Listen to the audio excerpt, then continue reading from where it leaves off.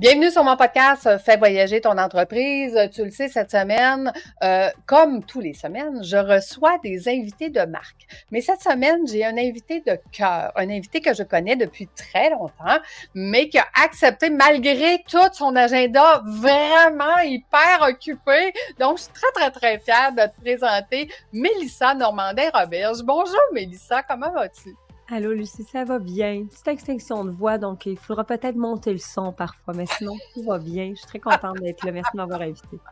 Avec grand plaisir. Puis, de toute façon, avec la technologie aujourd'hui, deux pistes, on montera un petit peu le son. Exact, Fait que exact. ne force pas pour rien, on va tout organiser ça. Donc, dis-moi, Mélissa, évidemment, on va parler de voyage.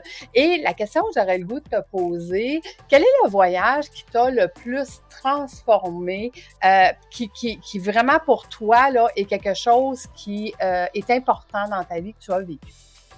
En fait, c'est drôle, quand tu m'as posé cette question-là, juste avant qu'on commence à enregistrer, tu sais, je me remémorais, moi j'ai été des années à pas voyager, des OK. années à ne pas avoir ni l'argent, me faire croire que j'avais pas le temps, ne pas savoir comment faire le premier pas. Puis pourtant, quand j'étais plus jeune, enfant, ado, j'avais quand même voyagé pas mal. J'allais souvent en Floride. J'allais pas très loin, on va se le dire, mais quand même, il y avait quelque chose dans le voyage qui m'attirait Mmh. beaucoup. Et moi, ça a été une énorme prise de conscience, donc vers 30 ans, de faire arc, j'ai pas voyagé et c'est ça que je voulais toute ma vie, c'est ça que j'ai voulu. Puis là, je suis là à me dire, je vais me le payer dans 10 ans, dans 15 ans, dans 20 ans parce que j'ai les enfants, parce que là, je veux les emmener avec moi, bref. Et j'ai fait le premier vrai voyage et qui a complètement changé ma vie par après. En fait, il y aura toujours un avant et après Barbade. En Mmh. 2016, ma meilleure amie, en fait, habite là.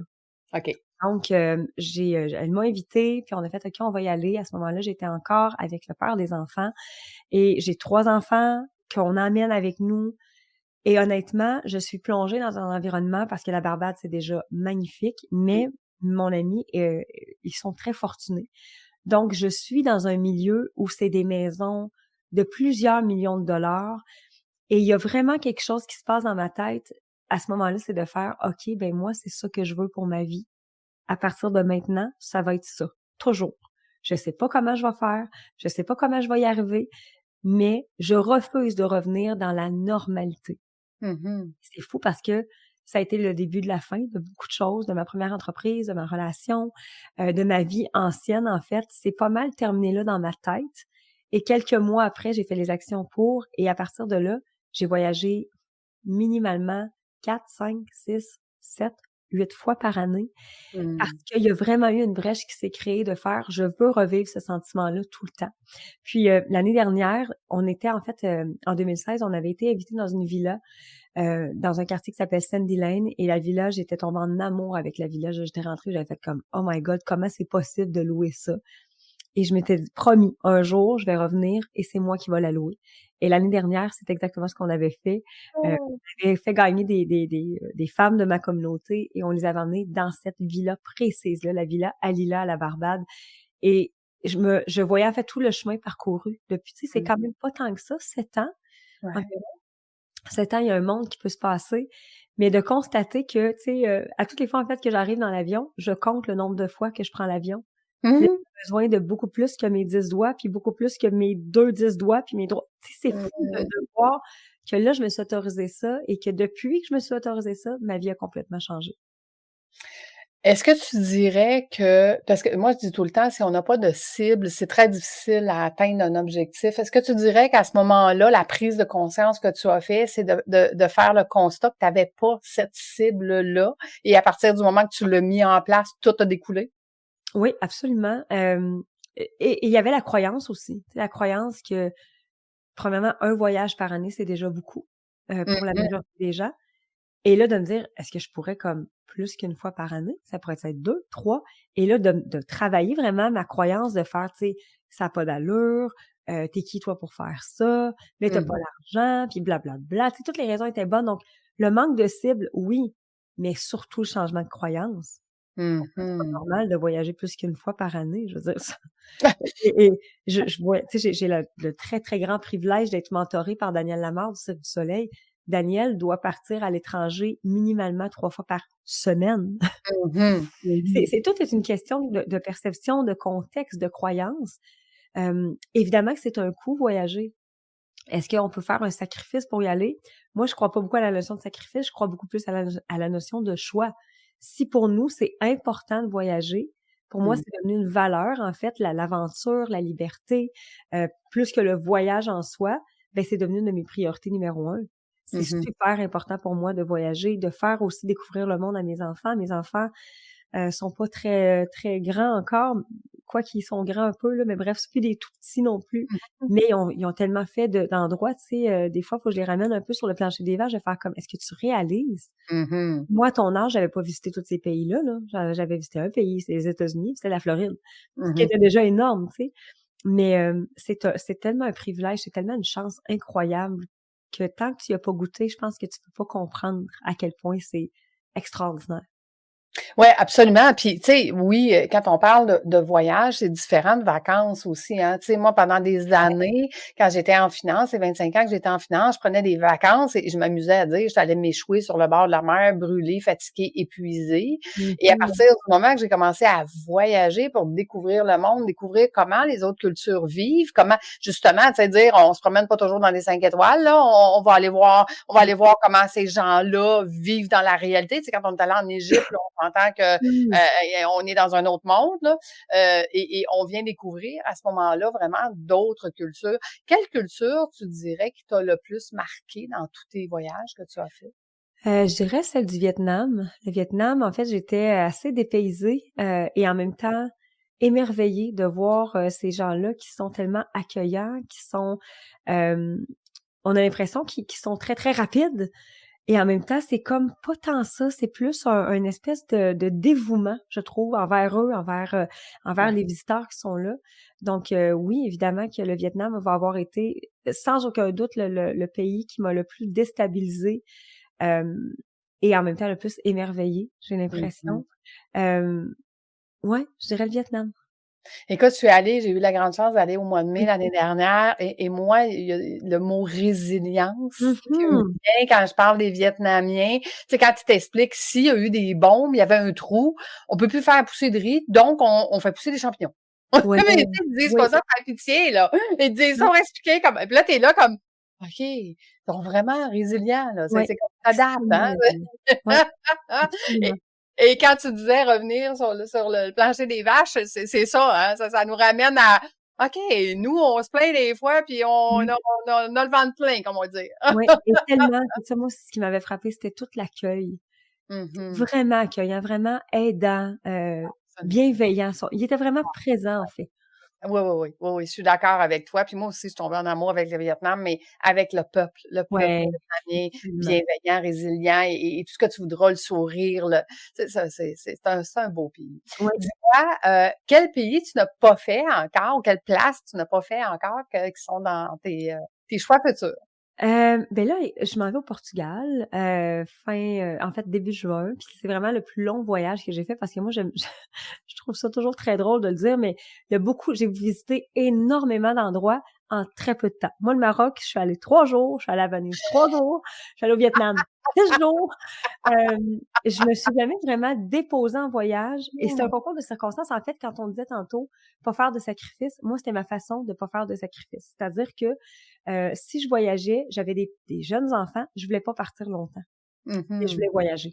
Donc, le Mmh. choix que je faisais, c'était de dire, OK, j'accepte que je vais y aller vraiment pas longtemps. Genre, le Maroc, je vais être là 3 jours, puis en même temps, j'allais travailler, mais je revenais puis j'étais vraiment contentée. C'était comme, j'y ai Mmh. goûté, je reviens, je suis avec mes petits, j'ai pas eu l'impression que j'ai dû me stretcher ou me dénaturer, j'ai fait les 2 puis c'est ça que je Mmh. voulais. Mhm. Donc là, je m'en vais au Portugal pour la première fois, beaucoup de jours, 17 jours avec mon chum, collé, collé. Mmh. Euh, je dirais que retourner en Asie, c'est clair que je voudrais, et je pense que je retournerai au Vietnam et je ferai probablement la Thaïlande, mais c'est que j'ai au moment où j'ai visité le Vietnam, c'était peut-être pas dans les conditions idéales en termes d'accompagnateur. Donc, j'aimerais ça le revoir d'une autre façon. J'aimerais ça revoir, en fait, si tous les souvenirs que j'ai sont aussi beaux que ce que j'ai, puis ceux qui sont moins beaux, de comme aller revalider parce que j'ai l'impression que c'était pas du tout le pays Mmh. en soi. Donc ça m'attire énormément. C'est sûr que l'Europe, tu sais, il reste encore tellement de belles choses à voir. Je suis allée en Italie, je suis allée à Venise, je suis allée en Espagne, mais trop des petits moments. Donc, je pense que j'aimerais y retourner plus longtemps. Je sais pas si c'est une destination plus que j'aimerais plus me déposer en voyage. Je comprends. Non, je comprends tout à fait parce que, tu vois, je comparais ma belle-fille qui a fait le Vietnam, mais elle a fait le nord au sud. Ouais. Exemple, à peu près dans les mêmes, le même nombre de jours que moi, une quinzaine de jours. Puis elle est restée 2, 3 jours à chaque place. Moi, je suis restée 15 jours, mais au même endroit. Mmh. J'ai tout visité ce qu'il y avait alentour, là. Tu sais, le plus loin qu'on pouvait aller, on l'a fait. Fait que j'avais une journée sur la plage, une journée de visite, une journée sur la plage, une journée de visite. Puis là, c'était drôle parce que je pense que je sais pas si tu t'en souviens, mais au Vietnam, ils se baignent pas, eux, dans la journée, hein. Fait que j'étais tout seul dans le jour sur la plage. C'est vrai, j'avais oublié ça. Ben oui, eux, ils se baignent très tôt le matin ou très tard le Plus soir. tard le Fait que nous, on soir. est en train de manger, puis eux autres, ils se baignent en famille et tout. Ouais. Fait que je trouvais ça très drôle parce que j'étais la seule touriste à se faire bronzer. Super. Là, je disais que non, il y a personne au Vietnam ou... Donc, oui, c'est des bels endroits. Mmh. Mais dis-moi, Mélissa, comment ça t'a transformé, toi, à part le fait de dire, OK, moi, je veux faire ça dans la vie, c'est mon objectif. Comment ça t'a transformé intérieurement en tant que femme? Ben, en fait, c'est que j'ai comme compris à quel point j'ai des limites, comme la majorité des êtres humains, puis le fait de voyager te permet de défaire ces limites-là, te permet de voir qu'il y a tellement de possibilités, puis qu'il y a tellement de choses que tu ne connais pas encore. Donc, je Mhm. pense que ça m'a donné encore plus une curiosité, ça m'a donné une envie de découvrir encore plus, puis de renforcer ce sentiment-là de liberté que j'ai et que je pense que je vais avoir toute ma vie, de le valider. C'est Mm, sûr que je ressens cette liberté-là. Il y a tellement de choses à découvrir. absolument. Ça a provoqué aussi très fort probablement j'ai une urgence de vivre qui est assez forte à la base, mais de me mettre en action pour, tu sais, quand il y a des moments où je vais peut-être plus procrastiner ou peut-être que je vais comme être moins à mes affaires, je me rappelle qu'il y a ça aussi. Ce que j'ai Mhm. envie de faire avec mon entreprise, c'est aussi pour me permettre d'avoir ce sentiment de liberté-là. Tu sais, dernièrement, j'ai emmené mes parents justement à la Barbade, mais ils ne le savaient pas. Je leur ai dit comme 3 jours avant, je vous emmène en voyage, je ne vous dis pas où. Amenez dans vos bagages, costume de bain, amenez-vous dans vos bagages du linge chaud. Et ils l'ont su vraiment juste avant d'entrer dans l'avion qu'on s'en allait à la Barbade. Puis je me disais, OK, et si ça devenait comme la Mm, norme, ma mm, norme? On absolument. s'en va dans 3 jours, je vous dis pas où, à tous les gens que j'aime. Et c'est vraiment le fait d'ouvrir cette brèche-là de voyager qui m'a connectée à cette espèce d'instantané, de spontanéité-là pour me permettre de vivre des aventures extraordinaires. Donc vraiment de déverrouiller les possibilités. Et si on lançait dans l'univers de faire un voyage annuel avec tes membres, hein, destination surprise. Ah! C'est tellement paillettes, c'est tellement comme c'est très plein de surprises. Tu sais pas où tu t'en vas, fais confiance. Fais C'est ça. confiance. Voici les dates, parce qu'il faut quand même le prévoir Ouais, d'avance, mais ouais, tout ce que tu vas savoir. Le exact. reste, ça va être Amène des ça dans surprises. dans ta valise, tu verras. Exact. On va juste te dire si c'est du linge chaud ou du linge Oui, froid. c'est ça. Ah, puis même pas, amène les 2. Tu vas être vraiment surprise. Malgré qu'il y en a qui emmènent beaucoup de souliers Mmh. dans ta communauté. Fait que Je plaide coupable. Je plaide coupable. si on leur demande d'emmener en plus des manteaux d'hiver, ils vont manquer de place. Moi, la seule chose que je ne ferai pas dans la vie, c'est voyager léger. C'est impossible. J'ai essayé, mais ça ne marche pas. Moi aussi, moi aussi, j'ai essayé. Écoute, même quand Non. j'accompagne les groupes, j'ai Oui, essayé. Puis c'est drôle parce que tu disais, tu sais, notre objectif, pourquoi pas, tu sais, ça et plus, hein, parce que oui, maintenant, quand on demande quelque chose dans l'univers, c'est très important de demander ça et plus. Puis oui. moi, je me suis dit, mon objectif 2024, c'est de fixer 24 voyages avec des coachs pour 2025. Donc, j'ai Mmh. dit, à chaque fois que quelqu'un nomme le mot 2024, ça me rappelle mon objectif. Ouais, j'aime. Ah, 24 Oui, voyages ici. Fait qu'à tous les jours, je travaille là-dessus, tu comprends? oui, j'adore. J'adore, Pour ça nous atteindre ramène. l'objectif.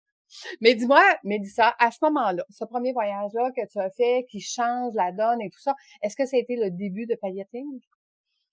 On est dans les en fait, oui, Paillettes commençait à exister, ça s'appelait Paillettes, mais c'était pas enregistré, c'était comme un peu nébuleux, c'était pas clair non plus, mais je commençais à partager avec ma communauté à ce moment-là, il était peut-être 150, 200 personnes, pas plus.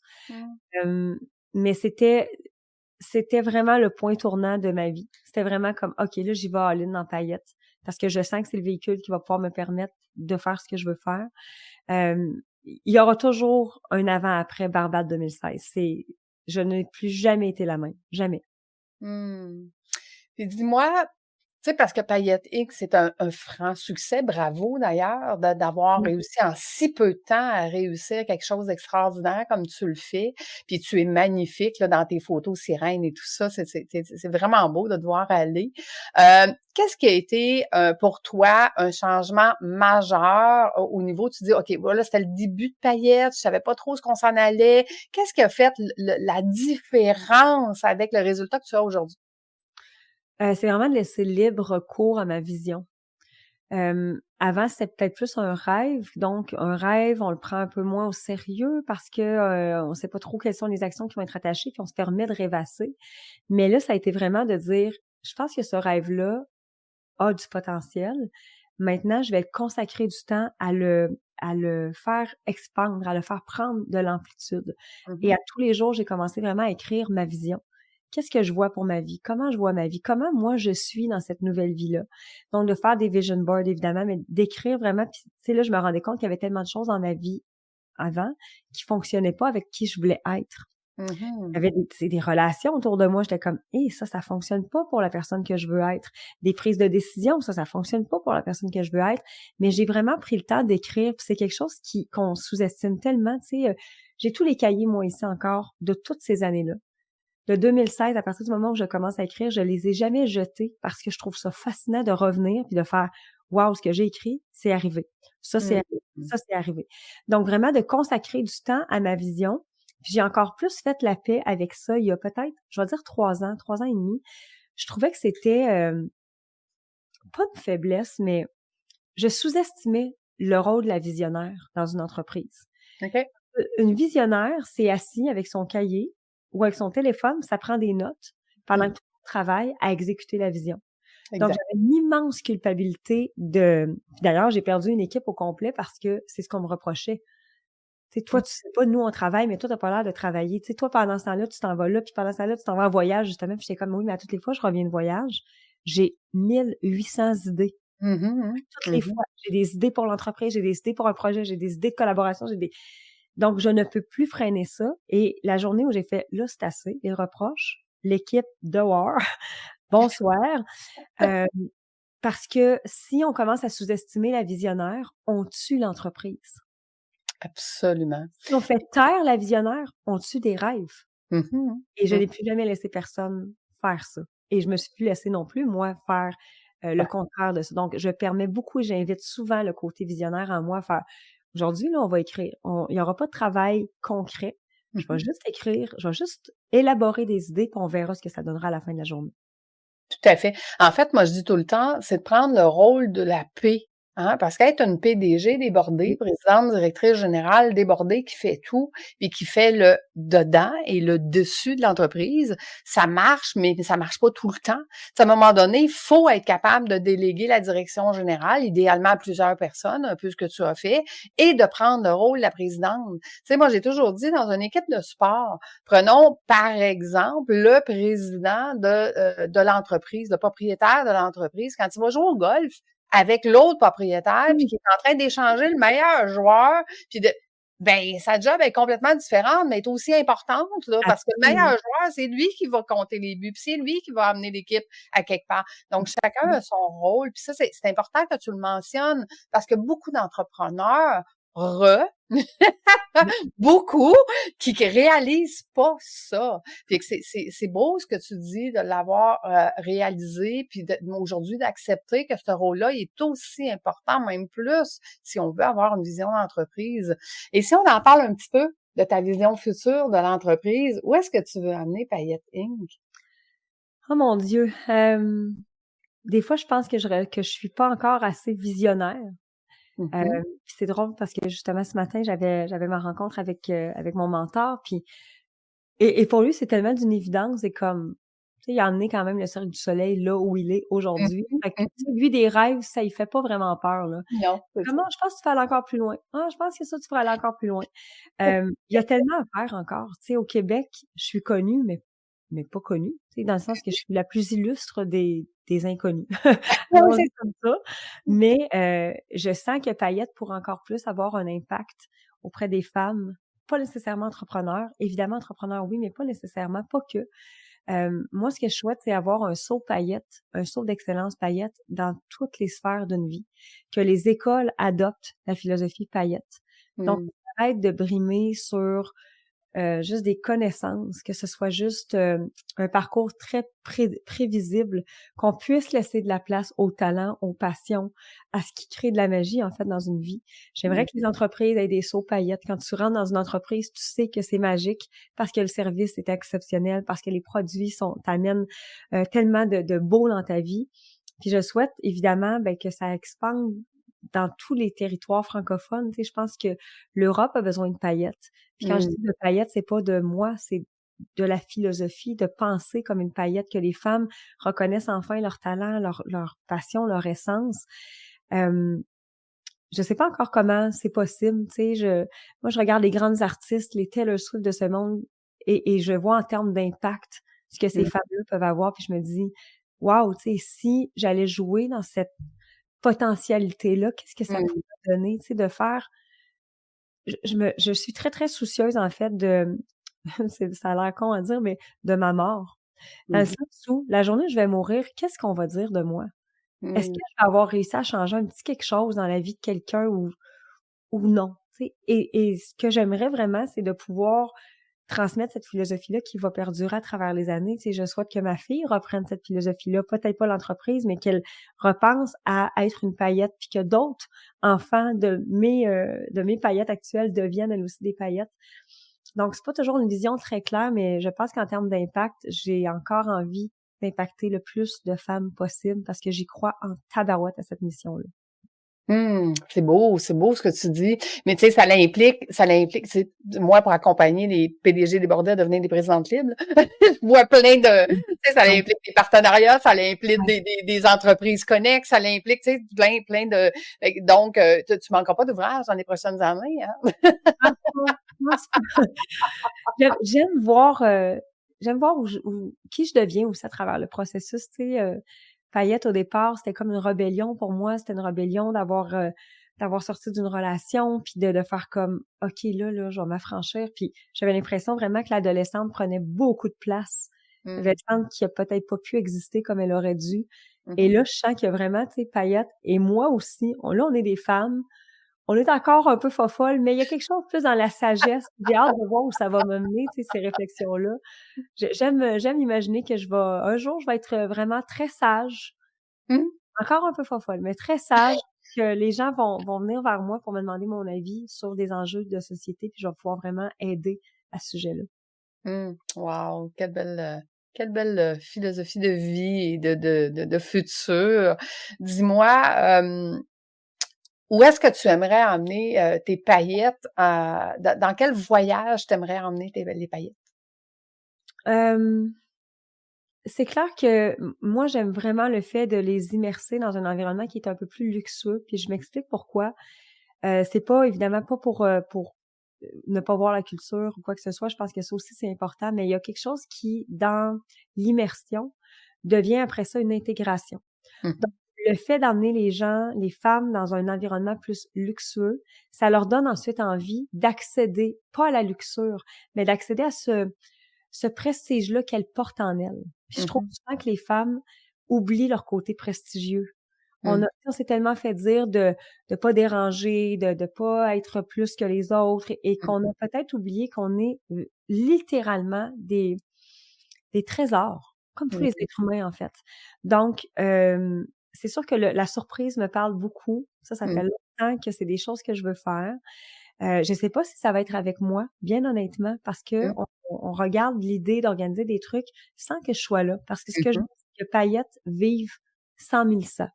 Ouais. Et qu'on soit vraiment 2 entités différentes, puis que moi, je garde quand même le côté voyage avec ma famille. Tu sais, le temps est tellement précieux que j'ai envie aussi d'être avec ma famille, d'être avec mon chum. Fait qu'il y a vraiment quelque chose dans le fait, puis que je trouve vraiment très cool, en fait, de ce qu'on est en train de faire en ce moment dans les connexions magiques, par exemple, c'est des activités au Québec que je ne suis pas là, Mmh. que on enlève un peu l'attention de sur moi. C'est les femmes, c'est les paillettes qui comptent. C'est pas juste le one woman show. C'est ça, je vais aller le faire sur une scène avec un éclairage, pas un micro. Ouais. Mais sinon, dans des événements ou des moments comme ça, qu'elles puissent elles connecter entre elles, puis qu'elles vivent. Évidemment, ça revient toujours à ça, mais de la magie, de la réelle magie. Un peu comme quand tu vas à Walt Disney, puis tu reviens, tu fais, mais voyons, c'était quoi ça? Ouais. Moi, je dis, c'est pas vrai, mais c'était de la magie. Ouais. Fait que ça se peut. Fait que ce serait vraiment là que je voudrais diriger ce côté-là de paillettes. Ah, écoute, je comprends tellement parce que toutes les immersions que j'organise, tu sais, écoute, après une journée, les clients me disent: «Mon Dieu, on a déjà notre argent. Qu'est-ce qui se passe ici?» Ouais, Tu sais, c'est comme ouais. parce que les connexions, les amitiés, les partenariats, parce qu'on a le temps d'apprendre à se découvrir, à se connaître, à échanger. Fait que, tu sais, oui, il y a la coach, oui, il y a la Mélissa, mais au-delà de ça, il y a les autres membres, il y a les autres, tu sais. Donc, cette communauté-là tissée serrée, ça fait des liens tellement puissants. Fait que je te comprends tellement. Ça amène une immersion, là. On a le temps d'apprendre, d'intégrer, mais surtout de le mettre en place en revenant. Je pense que Absolument. c'est ça qu'on leur donne, hein. On leur donne le Mmh. loisir d'avoir le temps de faire ça. Dis-moi, Mélissa, quel est le meilleur endroit pour suivre justement les paillettes et pour être une paillette?